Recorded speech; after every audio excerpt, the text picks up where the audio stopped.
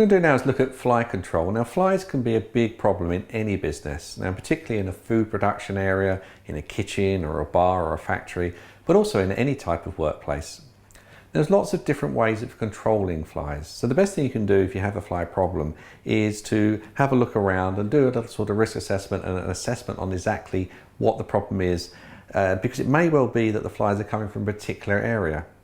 It may be you've got a lot of dustbins very close to the kitchen or in the work area, and this is attracting the flies.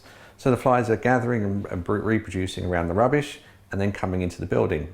So one solution there would be to tidy up that area or maybe move it away from the building.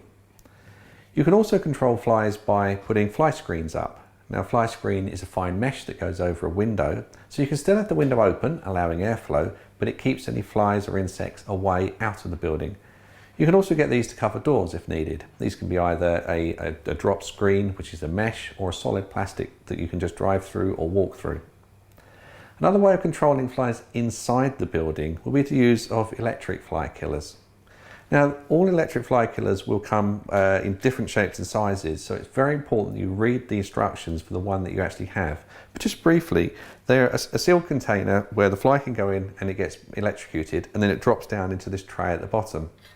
So one of the things you need to do regularly is make sure you keep these fly killers clean.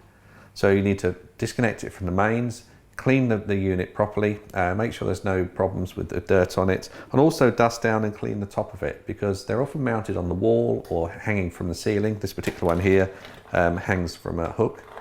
And you want to make sure there's no build-up of dust on the top, because the build-up of dust on top of these, maybe you leave a door open, the wind, it could blow this dust over into a food preparation area. But this type of fly killer are used in all sorts of areas, from shops, food production, factories and things like this. But just make sure that everything is intact with it and it's working. So just because you've got one on the wall, you need to make sure you keep it well maintained.